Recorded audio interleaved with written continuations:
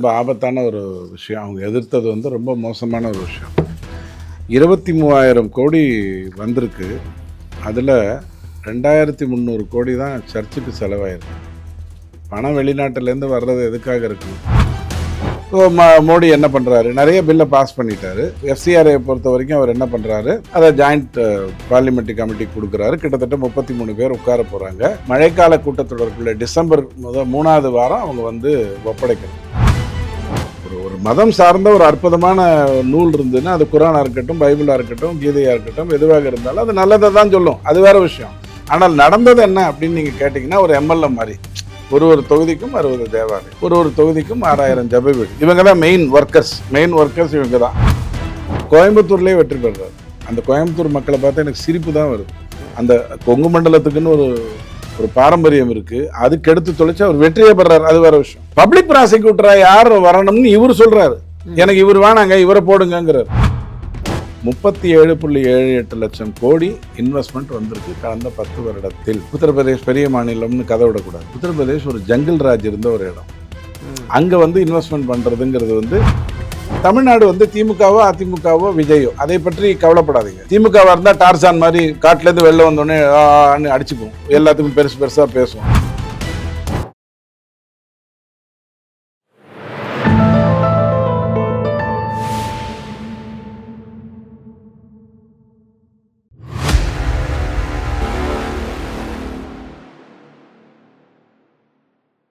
தாமரை TV நேயர்களுக்கு அன்பான வணக்கம். இன்று நமது நேர்காணலில் சிறப்பு விருந்தினர் துக்ளக் வாசகர், அரசியல் விமர்சகர் ரவி டிடிஎஸ் அவர்கள் நம்முடன் இருந்திருக்கிறார். சார் வணக்கம். வணக்கம்.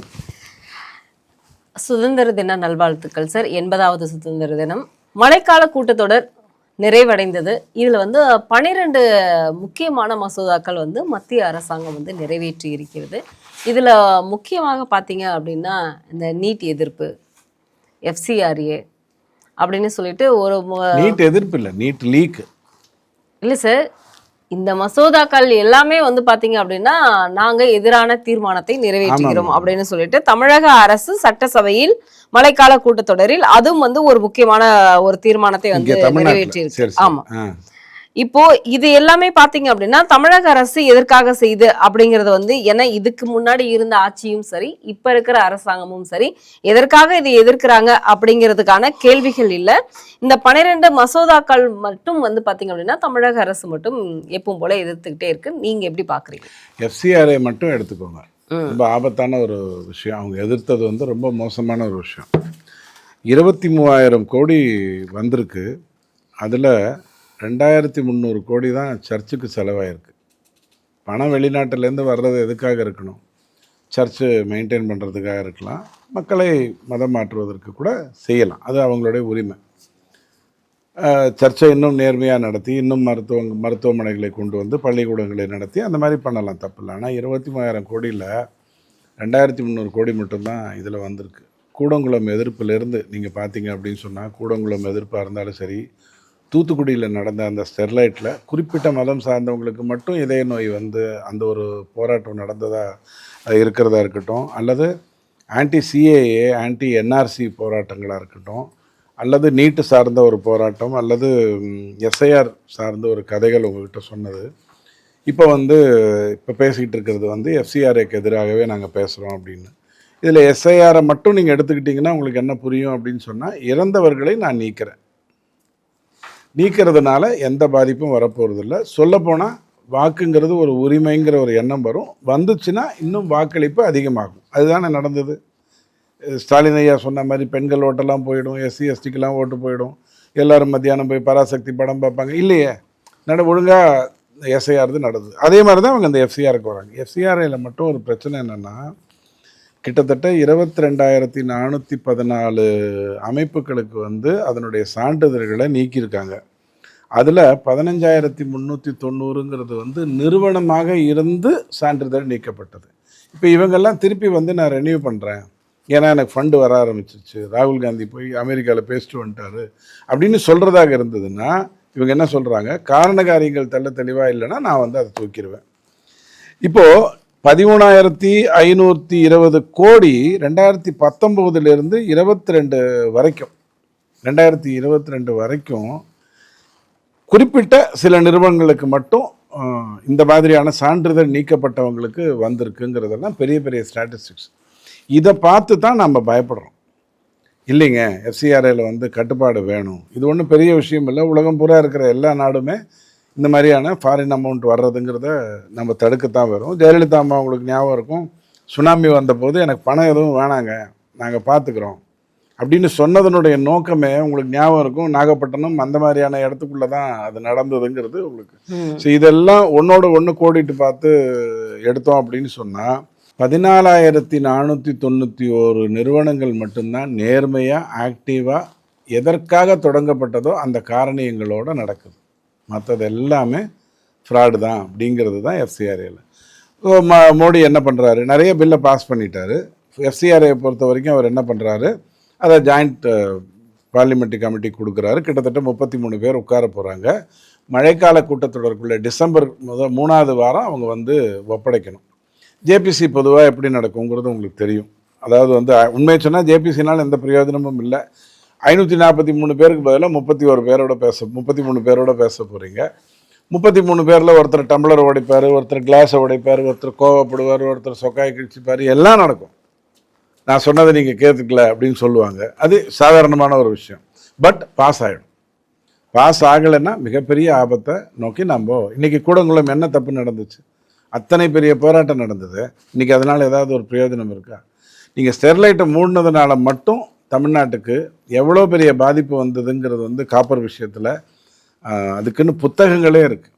ஸோ இந்த மாதிரியான முட்டாள்தனங்களை பண்ணக்கூடியவங்க யாராக இருந்தாலும் அவங்கள நம்ம கண்டிக்கிறோம். அடுத்தது வந்து மறுசீரமைப்பு வந்து தான் ஆகணும். ப்ராபப்ளி அமித்ஷா அவர்கள் வந்து தென் மாநில முதல்வர்களை சந்திக்கிறதுனுடைய நோக்கம் என்னவாக இருக்கும்னா, மாநில முதல்வர்களை சந்திக்கிறது வந்து அதுக்காக இருக்கக்கூடாது, கட்சி தலைவரை தான் சந்திக்கணும். பட் மெயினாக என்னவாக இருக்கும்னா, அந்த மாதிரி எல்லாம் சீட்டு குறையாது, 39 59 ஆகும், 42 62 ஆகும், அதை தவிர வேறு எந்த மாற்றமும் இல்லைங்கிறத எடுத்து சொல்லுவாங்க. இப்போ இந்த மசோதாக்களை பற்றி விரிவாக பேசுவதற்காக தான் இந்த வந்து முதல்வர்களுடைய மாநாடு நடக்க இருக்கிறதா? இல்ல மாநில முதல்வர்கள் மாநாடு வந்து ப்ராபப்ளி நிதி சார்ந்த விஷயங்கள் தான் இருக்கும். எனக்கு இதுக்கு இன்னும் வரல, அதுக்கு இன்னும் வரல, அப்போ நீங்கள் இதை பார்த்துக்கோங்க, இதை பார்த்துக்கோங்கிற அடிப்படையில் தான் ஒரு உள்துறை அமைச்சர் வந்து மாநில முதல்வர்கள் சட்ட ஒழுங்குக்காக பார்க்கலாம், வேறு எதுக்காக பார்க்க போகிறாரு?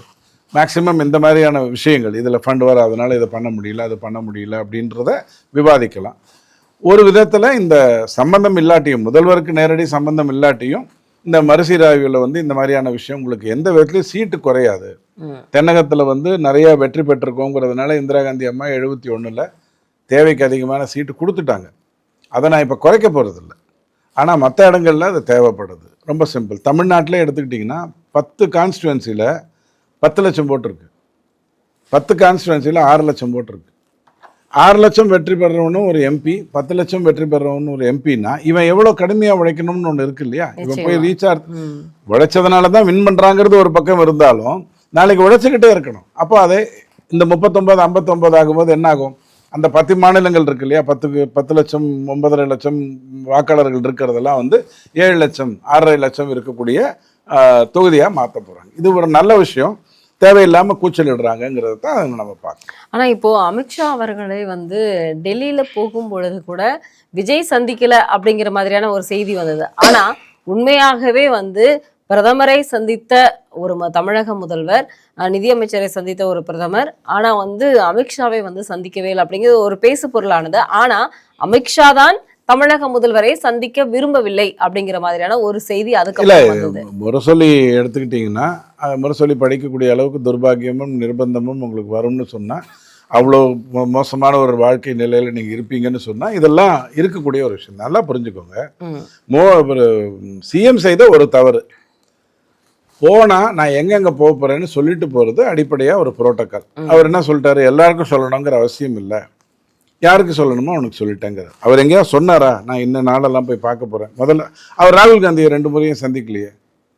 அப்போ ராகுல் காந்தி வந்து அவரை கவுத்துட்டாருன்னு எடுத்துக்க முடியுமா? ஒரு முறையாவது நியாயம் இருக்குது. இந்த கார்கேவுடைய விஷயம் ஒன்று நடந்தது, அதனால் பேச முடியல. 2வது வாட்டி போகும்போது ஏன் பார்க்கல? அப்போது கேள்வி அது இல்லை. அமித்ஷாவை ஏன் பார்த்தார், நிர்மலா சீதாராமன் நம்ம பார்த்தாரு, அமித்ஷாவை பார்க்க முடியலங்கிறதெல்லாம் உங்களுக்கு ஏதோ ஒரு அஜெண்டா கொடுத்து நடக்கலைன்னா நீங்கள் அதை கேட்கலாம். எந்த அஜெண்டாவும் கொடுக்கல. அதனால இது முறை சொல்லி தான் புறந்தள்ளிடலாம். கண்டிப்பா சார். இன்னைக்கு தமிழக முதல்வர் அதாவது தாவேகா அரசு பொறுப்பேற்று 100 நாட்கள் வந்து கடந்திருக்கு. இந்த 100 நாட்கள்ல தாவேகா அரசினுடைய புதிய அரசினுடைய மாற்றம் ஆட்சி எப்படி இருக்கு? இல்லை, உண்மையிலே சட்டசபையை பொறுத்த வரைக்கும் பிரபாகர் வந்து தன்னுடைய இயல்புகளை காட்டிக்கிட்டு இருக்காரு. அந்த சபாநாயகர் வந்து தன்னுடைய இயல்புகளை காட்டிகிட்டு இருக்காரு. 2 தப்பு அவர் செஞ்சதில்லை, தவறாகவே நடந்தது. ஒன்று வந்து ஒரு குறிப்பிட்ட மதத்தில் பிறக்கிறதுங்கிறது நானும் ஒன்றும் பிளான் பண்ணி பண்ணலை, அவரும் ஒன்றும் பிளான் பண்ணி பண்ணலை. ஆனால் அதை தூக்கி நிறுத்தினா தான் நல்லதுன்னு நினைக்கிற தவிர அவர் பண்ணுறாரு. அவரும் பண்ணுறாரு, மரியம் வில்சனும் பண்ணுறாரு. இதே மாதிரியே யாராவது வந்து நான் வந்து கீதையை படித்ததுனால தான் ஒரு மனிதனாகவே இருக்கேன்னு சொல்லியிருந்தா வீரமணி இருக்கிற சில்லறை என்ற வேலையெல்லாம் விட்டுட்டு நேராக வந்து பாஞ்சி அறிவிக்கை கொடுத்துருப்பார். திமுகலேருந்து மிகப்பெரிய அறிவிக்கைகள் வந்திருக்கும். வன்னியரசு வந்து கட்டம் போட்டிருப்பார், இந்த இடத்தில் தான் அவரை சாகடித்தேன் அப்படின்ற அளவுக்கு கட்டம் போடுற அளவுக்கு கோபம் வந்திருக்கும். ஆனால் எதுவுமே இங்கே நடக்கல, எல்லாம் வாயை பற்றிட்டு உட்காந்துருக்காங்க. சட்டசபையில் கொஞ்சம் ஜாலியாக போயிட்டுருக்கு, ஒரு பட்டிமன்றம் பார்க்குற திருப்தியோட ஜாலியாக போயிட்டுருக்கு. தேவையில்லாத சொக்காயை கிழிச்சிக்கிற வேலையெல்லாம் இல்லாமல் ஜாலியாக இருக்குது. நீங்கள் சீரியல்லாம் மத்தியானம் பார்க்குற பழக்கம் இல்லாமல் இருந்ததுன்னா நீங்கள் அதை காலையிலேருந்து சாயங்காலம் வரைக்கும் ஓட்டினீங்கன்னா ஏதோ சம்மந்தம் இல்லாத தீர்மானங்கள், எதுக்கு பிரயோஜனம், ஒன்றும் ஒரு மண்ணும் கிடையாது. தமிழ்த்தாய் வாழ்த்தை முதல்ல பாடக்கூடாதுன்னு யாரும் சொல்லலை. நீங்கள் நேற்று ராத்திரியிலேருந்து பாடுங்கன்னு தான் நானும் சொல்கிறேன். ஏன்னா அப்போ தான் பரதகண்டம்னா என்னன்னு தெரியுங்கிறத நான் பலமுறை சொல்லியிருக்கேன். அப்போது அகண்டைய பாரதம்னா என்னன்னு தெரியும் நான் சொல்லியிருக்கேன். முன்னாள் ஆளுநர் RN ரவி அவர்கள் இருந்தப்ப திமுக செஞ்ச ஒரு தவறை வந்து இப்போ வரைக்குமே அதை பிடிச்சிக்கிட்டு நியாயப்படுத்துறது ஒரு தேவையற்ற ஒரு விஷயம். நிறைய தீர்மானங்கள் வெட்டி தீர்மானங்கள் தான், 5 பைசாக்கு பிரயோஜனம் இல்லை. பட் ஜாலியாக இருந்ததா இல்லையா? ஒரு நகைச்சுவையோட ஒரு சந்தோஷத்தோட இவர் பேச அவர் பேச, உன் பாக்கெட்டில் என்ன படம் இருக்குது, என் பாக்கெட்டில் என்ன படம் இருக்குது, அப்படிலாம் ஜாலியாக ஓடிட்டு இருந்தது. 5 பைசாக்கு பிரயோஜனம் இல்லாமல் இருந்தது. ஆனால் அமைதியாக இருந்தது. இந்த 2 பேருக்கும் பேசுகிறதுக்கான வாய்ப்புகள்லாம் கொடுத்து ஜேசிடி பிரபாகர் வந்து நீங்கள் என்ன சொல்கிறாரு, தீய சக்தி யார் விஜயை பொறுத்த வரைக்கும்? திமுக தானே. அங்கேருந்து ஒரு எம்எல்ஏ வந்து தாவேக்காக்கு வந்துட்டார், வந்து எம்எல்ஏ ஆகிட்டார். அவர் எந்திரிச்சு பேசுகிறார். பேசும்போது என்ன சொல்கிறாரு அப்படின்னா, உங்கள் வீட்டில் தான் நீங்கள் பயப்படுறீங்க, காலையில் இடி வந்துடுவானா அல்லது சிபிஐ வந்துடுவானான்னு பயப்படுறீங்கன்னு சொல்கிறாரு. உடனே இங்கேருந்து ஒரே கத்தல். அது கத்தின உடனே ஜேசிடி பிரபாகர் அவரை பார்த்து என்ன சொல்கிறாரு, நீங்கள் பாரம்பரியமான கட்சி குடும்பத்திலிருந்து வந்திருக்கிறீர்கள். என்ன குடும்பம் அது? திமுக உழைச்ச குடும்பம் தானே, தீய சக்தி தானே. அடுத்தது என்ன சொல்கிறாரு, நீங்கள் அந்த கட்சியிலிருந்து வந்திருக்கீங்க, நீங்கள் பேசும்போது நாகரிகம் இருக்க வேண்டும். சம்மந்தமே இல்லை, ஆக்சி மொரான்னு சொல்லுவாங்க, நகை முரன்னு அத்தனையும் சொல்கிறாரு. ஆனால் தீய சக்தின்னு விஜய் சொல்கிறது திமுகவை.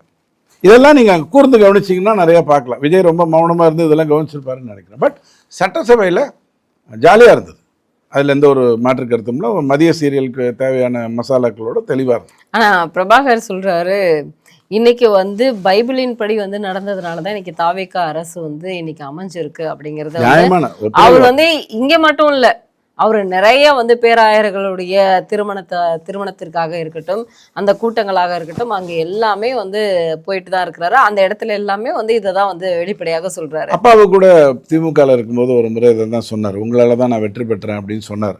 இது நீங்கள் பார்க்கும்போது ஒரு மசால் தோசை மாதிரி அழகாக இருக்குது, நீங்கள் பேசும்போது ரொம்ப தெளிவாக இருக்குது. அட பைபிள்னால வந்திருக்காங்கப்பான்னு. உண்மை அது இல்லை. ஒரு தொகுதிக்கும் 60 தேவாலயம், 6000 ஜப வீடு, 40 வருஷமாக வேலை செஞ்சுக்கிட்டு இருக்கு.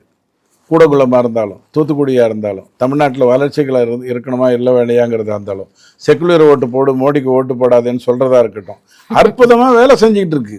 அவங்க வேலை செஞ்சுட்டு இருக்கும்போது ஒரு லாட்ரி டிக்கெட் மாதிரி ஒரு நடிகர் வந்து அரசியலுக்கு வரேங்கிறாரு. டபக்குன்னு அவரை முன்னாடி நிறுத்தினாங்க, வெற்றி பெற்றாங்க. இப்படி தான் சொல்லணும். அதை நீங்கள் ஒரு ஒரு ஒரு மதம் சார்ந்த ஒரு அற்புதமான நூல் இருந்ததுன்னா, அது குரானாக இருக்கட்டும், பைபிளாக இருக்கட்டும், கீதையாக இருக்கட்டும், எதுவாக இருந்தாலும் அது நல்லதை தான் சொல்லும், அது வேறு விஷயம். ஆனால் நடந்தது என்ன அப்படின்னு நீங்கள் கேட்டிங்கன்னா, ஒரு எம்எல்ஏ மாதிரி ஒரு தொகுதிக்கும் 60 தேவாலயம், ஒரு தொகுதிக்கும் 6000 ஜப வீடு. இவங்க தான் மெயின் ஒர்க்கர்ஸ் இவங்க தான். அவங்க 40 வருஷமாக பண்ணிட்டு இருக்காங்க. அவங்களுக்கு கிடைச்ச ஒரு மச்சம் அன்ஃபார்ச்சுனேட்லி உதயநிதி இல்லாமல் யாரோ நம்ம விஜய் கிடைக்கலாம் அப்படிங்கிற ஒரு சூழ்நிலை வந்ததுனால நல்லது நடந்திருக்கு. அதுல எந்த மாற்று கருத்தும் இல்லை. ஆனா இன்னைக்கு சீமான் வந்து அடிக்கடி வந்து சீனுக்குள்ள வந்துட்டு போறாரு. ஆனா அவர் சொன்ன ஒரே ஒரு விஷயம்தான், முருகனும் சிவபெருமானும் வந்து மாயவனும் இந்துவா அப்படின்னு ஒரு கேள்வி கேட்டிருக்கிறாரு. அவன் வந்து தமிழனா அப்படிங்கிற ஒரு கேள்வி. அது நியாயமான கேள்வி தானே. இவங்கெல்லாம் இப்போ தான் ஒரிஜினலாக உங்ககிட்ட ஒரிஜினல் பேசுகிறாங்க. சீமான் யாருன்னு தெரியும், எந்த மதம் சார்ந்தவர்னு தெரியும். அவர் கிறிஸ்தவர். அவருடைய முப்பாட்டன் யாராக இருக்க முடியும்? கிறிஸ்தவராக தான். அப்போ முருகன் வந்து முப்பாட்டன்னு இந்து கிடையாது, சிவன் வந்து முப்பாட்டன்னு இந்து கிடையாது. வளரும் போதும் சிங்காக வளர்றாரு பாருங்க, ஒரே மாதிரி கரெக்டாக வளர்றாரு. நீங்கள் அவர் எங்க தோற்று போயிட்டார், 4% வாக்கு வந்துருச்சு. இப்போ அவர் கொடுத்துருக்கிற ஒரே ஒரு வாய்ப்பு, அம்பாசம்பரத்தில் உன்னை நிற்க வைக்கிறேன், எப்படியாச்சும் நீ எம்எல்ஏ ஆகி உள்ளே வந்தீங்கன்னா ஹைப்பர் டென்ஷன் அதிகமாகும், சட்டசபைக்குள்ளே ஒரு கத்தல் பிராண்டல் அதெல்லாம் இருக்கும், அதனால் நீ உள்ளே வான்னு ஒரு நம்பிக்கையை கொடுத்துருக்காங்க. வந்தால் ஜெயிக்க போகிறோங்கிற சீமானுக்கு அதிமுகவும் திமுகவும் இடைத்தேர்தலில் கண்டிப்பாக அதிமுக திமுக அண்ட் சீமான் வந்து நான் ஒன்றா இருந்து தான் வெயிட் பண்ணுறாங்க. அதில் ஒன்றும் மாற்று கருத்தே கிடையாது. பட் அதை தள்ளி போடுறதுக்கு தான் இந்த மறுசீர் ஆய்வுங்கிறது ஒன்று வந்துருச்சு. அது இருந்தால் இடைத்தேர்தலே அவசியம் இல்லை அப்படிங்கிற மாதிரி கொண்டு போகிறாங்கங்கிறதெல்லாம் அடுத்த பிரச்சனை.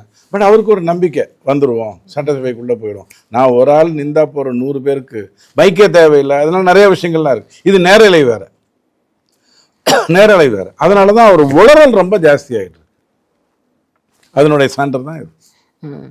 இன்னைக்கு இருக்கக்கூடிய சூழ்நிலைகள்ல பாத்தீங்க அப்படின்னா, செந்தில் பாலாஜி கைது அப்படிங்கிறது வந்து பரபரப்பா வந்து ஒரு மாதங்களுக்கு முன்னாடி இருந்தது. ஆனா இப்போ இந்த ஒரு 15 நாட்களாக பாத்தீங்க அப்படின்னா, செந்தில் பாலாஜியினுடைய அமைதி அப்படிங்கிறது வந்து பாத்தீங்க அப்படின்னா, திமுக யாருமே கண்டுக்கல. அதுல முக்கியமா வந்து ஸ்டாலினும் வந்து இல்லப்பா நீயே பாத்துக்க அப்படிங்கிற மாதிரி கை கழுவி விட்டதாகவும், இவர் வந்து இனிமே இவங்களை நம்பி பிரயோஜனம் இல்லை அப்படிங்கிற மாதிரி அவருடைய வழக்குகளை அவரே வந்து எடுக்கலாம். ரொம்ப நாளா இதை நம்ம சொல்லிட்டு இருக்கோம். இன்ஃபேக்ட் சபரீசன்ல இருந்து எல்லாருமே அவர் அரெஸ்ட் ஆன அன்னைக்கு இதுக்கு கொண்டு போய் நம்ம கருணாநிதி ஐயா கொண்டு வந்த சட்டசபையில் கொண்டு போய் அந்த ஹாஸ்பிட்டல் மல்டி ஸ்பெஷாலிட்டி ஹாஸ்பிட்டலில் சேர்த்தா போது எல்லாரும் வந்த போதுலேருந்து நம்ம சொல்லிகிட்டு இருக்கோம், பார்த்து பேசு இல்லைனா ஒரு வழி பண்ணிடுவேங்கிற மாதிரி தான் கொண்டு போயிருக்காங்க. நீங்கள் ஆச்சரியப்பட வேண்டிய ஒரு விஷயம் என்னென்னா, செந்தில் பாலாஜி எவ்வளோ வசதி ஆகிட்டார் நீதிமன்றத்தில். அவர் பணம் கொடுத்து கோயம்புத்தூர்லேயே வெற்றி பெறுறாரு. அந்த கோயம்புத்தூர் மக்களை பார்த்தா எனக்கு சிரிப்பு தான் வருது. அந்த கொங்கு மண்டலத்துக்குன்னு ஒரு பாரம்பரியம் இருக்குது, அதுக்கு எடுத்து தொலைச்சு அவர் வெற்றியே பெறாரு. அது வேற விஷயம். பப்ளிக் ப்ராசிக்யூட்டரா யார் வரணும்னு இவர் சொல்றாரு, எனக்கு இவர் வேணாங்க இவரை போடுங்கிறார். உன்னை எதிர்த்து கேஸ் நடத்த போறவனே பப்ளிக் ப்ராசிக்யூட்டர் தான், அவனையே நான் நியமிக்கிறேங்கிறாரு. இந்த அளவுக்கு ஒரு கேவலமான ஒரு அரசியல். நான் பலமுறை சொல்ற மாதிரி அவரை நாடு கடத்துறதை தவிர நீங்க வேற என்ன பண்ணியும் பிரயோஜனம் இல்லை. இன்னைக்கு இன்னொரு விஷயம் என்ன அப்படின்னா, இப்போ வரைக்குமே தமிழகத்தில் பதவியேற்ற ஒரு புதியதாக வந்த முதல்வர், அதாவது ஜோசப் விஜய் அவர்களை மேயர் பிரியா ஒரு மரியாதை நிமித்தமாகவாது போய் பார்க்கணும். ஆனால் இப்போ வரைக்கும் அவங்க போய் பார்க்கல. ஆனால் மேயர் பிரியா மேலே வந்து நிறைய வழக்குகள் இருக்குது அப்படிங்கிற மாதிரியான செய்திகள் வந்தது. ஆனால் இன்னைக்கு அவங்க அந்த கழிவறை ஊழல், அது மட்டும் இல்லாமல் இன்னைக்கு மழை வந்து அதிகமாக இருக்குது, சென்னை எந்த நிலைமையில வந்து நிற்க போகுதுங்கிறது தெரியல. அதனால இவங்க மேலே இருக்கக்கூடிய குற்றச்சாட்டுகள் இப்போ வீரியம் எடுத்துக்கிட்டு இருக்கு அப்படிங்கிற மாதிரியான ஒரு செய்திகள் வந்திருக்கு. விஜய் அவர்கள் மேயர் பிரியா மேல வந்து செக் வச்சிருக்கிறதா ஒரு செய்தி இருக்கு. நீங்க எப்படி பாருங்க? இல்ல தேதி 1லேருந்து அது இயல்பாக இருந்த ஒரு விஷயம்தான், அது அடுத்த பிரச்சனை. பட் நீங்க ஒன்று முக்கியமா பாத்தீங்களா, இந்த டாக்ஸஸ் அதிகப்படுத்திட்டாங்க, ப்ராப்பர்ட்டி டாக்ஸ் அதிகப்படுத்தி பெரிய பிரச்சனை ஆயிடுது. அதுக்கப்புறம் அதை நேற்றுக்கு வாபஸ் வாங்கிட்டதா சொல்லியிருக்காங்க. ஆனால் இதை செய்தது யாருன்னு பிரியா சொல்றாங்கன்னா, துணை மேயர் தான் செஞ்சுட்டாங்கங்கிறாரு. ரிப்பன் வெட்டுறதுக்கே புரோட்டோகால் பேசின பிரியா ப்ராப்பர்ட்டி டேக்ஸ் எப்படி துணை மேயர் அதிகப்படுத்த முடியும் இவங்களுடைய அனுமதி இல்லாமல், அர்த்தம் இல்லாமல்? உடனே பதில் வேற சொல்கிறாங்க. அதுக்கு ஒரு 2-3 நாளாக புகைச்சல் வந்த உடனே ஒன்று சொல்லட்டுமா, இந்த மாதிரியான மேயர்கள் வந்து 6 வருடம் இருக்கணும், 3 வருடம் இருக்கணும் அப்படிங்கிற விஷயத்துக்குள்ளெல்லாம் கட்டாகணும். உள்ளாட்சி தேர்தலும் நகராட்சி தேர்தலும் உடனே சீக்கிரமாக நடக்கிறதுக்கான ஏற்பாடு விஜய் பண்ணாருன்னா அது தமிழ்நாட்டுக்கு நல்லது. சரி, இன்னைக்கு வந்து பார்த்தீங்க அப்படின்னா, சுதந்திர தின விழாவிற்கு நமது பிரதமர் எப்பொழுதுமே வந்து ஒரு விஷயம் சொல்றது என்ன அப்படின்னா, அனைத்து வீடுகளிலுமே வந்து மூவர்ண கொடியை ஏற்றி சுதந்திர தின விழாவை சிறப்பாக கொண்டாடுங்கள் அப்படின்னு சொல்லுவார். இதில் முக்கியமாக பார்த்தீங்க அப்படின்னா, மூவர்ண கொடியினுடைய யாத்திரைக்கு தமிழக அரசு கோவையில் இந்த யாத்திரைக்கு வந்து தடை விதித்திருக்கு. பாஜகவினுடைய மூத்த தலைவராக H ராஜா அவர்கள் வந்து இதுக்கு வந்து கடுமையான கண்டனம் தெரிவிச்சிருக்கிறார். ஒரு மூவர்ண கொடிக்கு நீங்க எப்படி வந்து தடை விதிக்கலாம், இது வந்து தமிழகத்தினுடைய கரும்புள்ளி அப்படிங்கிற ஒரு விஷயத்த சொல்லியிருக்கிறாருங்க சார். நீங்க எப்படி? கோர்ட்டுக்கு போன உடனே சால்வ் ஆயிடும். போலீஸ் வந்து தடை விதிக்கிறதுங்கிறது இயல்பாகவே எல்லாத்துக்கும் பண்ணும். நீ கூட்டம் கூட்டினா நான் ஒத்துக்க மாட்டேன்னு சுதந்திர தின சொல்லும். விழாவிற்கு அது காவல்துறையே தடை விதிக்கிறது ஒரு இது கோர்ட் நீதிமன்றம் வந்து ரொம்ப அற்புதமா இருக்கிறதுனால எழுதி வச்சுக்கோங்க. உடனே நீதிமன்றத்துக்கு போவாங்க, நீதிமன்றம் உடனே ஓகே பண்ணும், நாளைக்கு நடக்க வேண்டியது நடக்கும். அப்படிங்கிறதுல எந்த மாற்று கருத்தும் அதில் கிடையாது. இப்போ நீங்கள் இதில் ரொம்ப பார்க்க வேண்டிய ஒரு நல்ல விஷயம் என்னென்னா, ஒரு முதலீட்டாளர் மாநாடு அப்படின்னு ஒன்று நடந்திருக்கு, அதில் இத்தனை பேர் வந்திருக்காங்க அப்படிங்கிற ஒரு விஷயம் சொல்லியிருக்காங்க. அதில் ஒரு 6-7 தகவல்கள் நம்ம முக்கியமாக மக்களுக்கு எடுத்து சொல்லணும். அதாவது 1,00,000 கோடி வந்திருக்கு, 1,00,000 பேருக்கு வேலை வாய்ப்பு கிடைக்குங்கிறது வந்து ஒரு ஆரோக்கியமான ஒரு விஷயமானு கேட்டால் ஆரோக்கியமான விஷயம் இல்லை. 1,00,000 கோடிக்கு 1,00,000 பேர் வேலைங்கிறது ஆரோக்கியமான விஷயம் இல்லை. ஆனால் அதுலேயுமே பிரதானமாக டெக்ஸ்டைலில் தான் அதிகம் வந்திருக்கு. டெக்ஸ்டைலில் இன்வெஸ்ட்மெண்ட் கம்மி, ஆனால் ஆட்களுக்கான வேலை வாய்ப்பு அதிகம். இப்போ இந்த 1,00,000 பேரில் கிட்டத்தட்ட 35,000 பேருக்கு மேலே இந்த டெக்ஸ்டைலு இந்த மாதிரியான விஷயத்துக்குள்ள அதிக லேபர்ஸ் வர்றாங்க.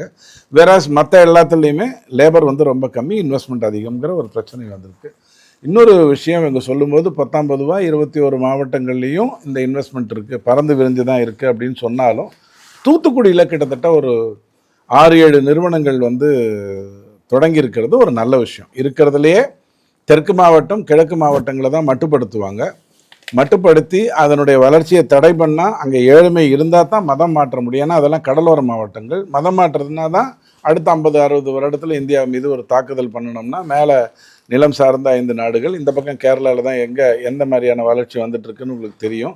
அதை அந்த மதத்தை பார்த்துப்பாங்க. இந்த மதம் இங்கே வரணும் அப்படிங்கிறதெல்லாம் நடக்கிறத உடச்சி எறிஞ்சு இப்போ டுவர்ட்ஸ் தூத்துக்குடியில் ஒரு 55 கோடி 40 கோடி 150 கோடினாலும் வந்திருக்காங்க. அதில் அஃப்கோர்ஸ் சுமந்தி ராமன் சொன்ன மாதிரி ஒரு பர்டிகுலர் நிறுவனம் வந்து அதனுடைய ஆஃபீஸே ஒரு அப்பார்ட்மெண்ட்டில் தான் வச்சுருக்கு. ஆனால் கிட்டத்தட்ட 1 லேக்குக்கு மேலே கேபிட்டலுங்கிற அடிப்படைக்குள்ளே வந்திருக்கு. இதிலெல்லாம் போலித்தனம் இருக்கலாம் அப்படின்னு சொல்கிறாங்க. இந்த முதலீடு விஷயத்தில் போன வருடம் அதுக்கு முந்தின வருடம் நடந்த டிவி விவாதங்களை பாருங்கள். ஸ்டாலின் ஐயா சொன்ன உடனே டிவி விவாதங்களை பாருங்கள்.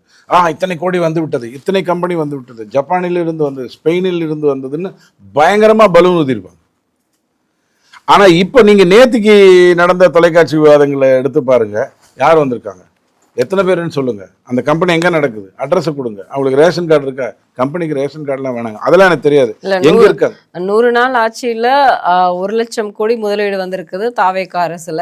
ஸ்டாலினுடைய 100 நாள் ஆட்சியில் வெறும் 28,000 கோடி தான் வந்திருக்கு. நேற்றைய ஊடகங்கள்ல இருக்கக்கூடிய செய்திகள் இது. ஆமாம், ஆனால் இது ஏன் வந்து மட்டும் நாம் பண்ணுறது வந்து அது முதல்வராக ஸ்டாலின் இருந்தாலும் இவர் இருந்தாலும் எக்ஸ்பான்ஷன் பண்ணுறவன் பண்ணிக்கிட்டு இருப்பான். புதுசாக வந்திருக்குன்னு ஒரு 25 நிறுவனம் சொல்கிறாங்க இல்லையா, அது 300 கோடி 100 கோடினாலும் அது எல்லாமே ஒரு ஆரோக்கியமான ஒரு விஷயம். 67 25 புதுசாக வந்திருக்குங்கிறது ஒரு ஆரோக்கியமான விஷயம். ஏற்கனவே நான் சொன்ன மாதிரி தூத்துக்குடி மாதிரியான, விருதுநகர் மாதிரியான இடத்துல, இந்த காஞ்சிபுரம், ராணிப்பேட்டு, சென்னை, திருவள்ளூர்னு சுத்தாமல் டுவர்ட்ஸ் அந்த பக்கம் பிரிஞ்சு போயிருக்கிறது ஒரு நல்ல விஷயம். இந்த முதலீட்டாளர் மாநாட்டில் நடந்திருக்கிறது. ஆனால் ஜேவிசி ஸ்ரீராம் நேற்றுக்கு ஒரு தகவல் கொடுத்துருக்காரு உத்தரப்பிரதேசத்தை பற்றி. அந்த மாதிரி ஒரு தகவலை எடுத்து விஜய் அல்லது அவருடைய சார்ந்தவர்கள் எடுத்து வைக்கணும். என்ன வைக்கணும் அப்படின்னு சொன்னால், 37.78 லட்சம் கோடி இன்வெஸ்ட்மெண்ட் வந்திருக்கு கடந்த 10 வருடத்தில். உத்தரப்பிரதேஷ் பெரிய மாநிலம்னு கதை விடக்கூடாது. உத்தரப்பிரதேஷ் ஒரு ஜங்கிள் ராஜ் இருந்த ஒரு இடம். அங்கே வந்து இன்வெஸ்ட்மெண்ட் பண்ணுறதுங்கிறது வந்து யாருமே யோசித்து தான் பண்ணுவாங்க. யோகி இருக்கிறதுனால அது நடக்குது. அடுத்தது அதில் கிட்டத்தட்ட 18,643 MOU ப்ராஜெக்ட்ஸ் வந்து தொடங்கி விட்டது. புரிந்துணர்வு ஒப்பந்தம்ங்கிற அடிப்படை கிடையாது. அதில் அந்த ப்ராஜெக்ட்ஸ் 18,643, அதில் 16,000 உச்சகட்ட நிலைமைக்கு வந்துருச்சு. ப்ராஜெக்ட் வந்து 80% லெவலுக்கு வந்துருச்சு. அதில் 8,000 வந்து கமர்ஷியல் சார்ந்தது, 7 லட்சம் கோடி. இது உற்பத்தி சார்ந்தது 8,365, அது வந்து ஒரு 4 லட்சம் கோடி. இப்படி யூபியை பொறுத்த வரைக்கும் நான் சொல்கிறேன், இந்த 10 வருடத்தில் நீங்கள் தமிழ்நாடு வந்து திமுகவோ அதிமுகவோ விஜயோ அதை பற்றி கவலைப்படாதீங்க. திமுகவாக இருந்தால் டார்சான் மாதிரி காட்டிலேருந்து வெளில வந்தோடனே அடிச்சுக்கும், எல்லாத்துக்கும் பெருசு பெருசாக பேசுவோம். நாம் அப்படிலாம் பண்ணோங்கிறது இல்லை. பண்ணால் இப்படி சொல்லணும், இத்தனை லட்சம் கோடி முதலீடாக வந்தது, அதில் இத்தனை ப்ராஜெக்ட்ஸ், புரிந்துணர்வு ஒப்பந்தம் இத்தனை போட்டோம், இத்தனை செயல்பாட்டுக்கு வந்தது, இத்தனை ப்ராஜெக்டாகவே வந்து இந்த லெவலில் மேலே வந்திருக்கு அப்படின்னு சொல்லணும். இதில் நீங்கள் பார்த்தீங்க அப்படின்னு சொன்னால் 67,000 கோடியோ அல்லது 1 லட்சம் கோடியோ பார்த்தீங்கன்னா ஒரு 5-7 நிறுவனங்கள் மட்டும், அதாவது அது எல்என்டியாக இருக்கட்டும் 18,600 கோடி, ஹிட்டாச்சி ஆகட்டும், அது ஒரு 4000 கோடி, விக்ரம் சோலார் ஒரு 15,000 கோடின்னு ஒரு 7 நிறுவனங்களுக்கு மட்டும்தான் பெரிய அமௌண்ட். 37,000 கோடிக்கு மேலே இருக்கிறது பெரிய அமௌண்ட் அவங்களுக்கு தான். ஆனால் அவங்களுக்கு எல்லாத்துக்குமே வேலை வாய்ப்பு கம்மி. 37,000 கோடிக்கு வேலை வாய்ப்புங்கிறது 20,000 கூட இருக்காது. ஆனால் மற்றவங்க மற்ற கிட்டத்தட்ட 60,000 கோடி பண்ணியிருக்காங்க இல்லையா, அங்கே நிறையா வித்தியாசங்கள் வந்திருக்கு. ஸோ இன்வெஸ்ட்மெண்ட் நல்லா வந்திருக்கு. ஒப்பந்தம் இந்த 100 நாளுக்குள்ளே செய்யணுங்கிற ஒரு எண்ணம் சந்தோஷமாக இருக்குது. அதை வெளியீடுபடுத்திய விதத்துலேயும் படோபகம் இல்லை, மகிழ்ச்சியாக இருக்குது. ஆனால் கொடுத்தா இப்படி கொடுங்க அப்படிங்கிறத மட்டும்தான் நம்ம நீங்கள் சொன்னீங்க இல்லையா, அந்த மழைக்கால கூட்டத்தொடர், இந்த 100 நாள் அந்த மாதிரியான விஷயத்துக்கு நம்ம எடுத்துக்க வேண்டியது. 1 வருடம் கழித்து ஸ்டாலின் ஐயா கொடுத்த விளம்பரம் என்ன, ஓராண்டு 100 ஆண்டு சாதனை அப்படின்னு. ஒரே வருஷத்துல தமிழ்நாட்டினுடைய 100 ஆண்டு சாதனையை முடிச்சிட்டோம். அப்புறம் 2 வருடம் 3 வருடம்னு வளரிட்டு இருந்தாங்க. அதெல்லாம் இல்லாமல் ஒரு அடக்கமா விஜய் இது நடக்கிறது ஒரு மகிழ்ச்சியான ஒரு விஷயம்.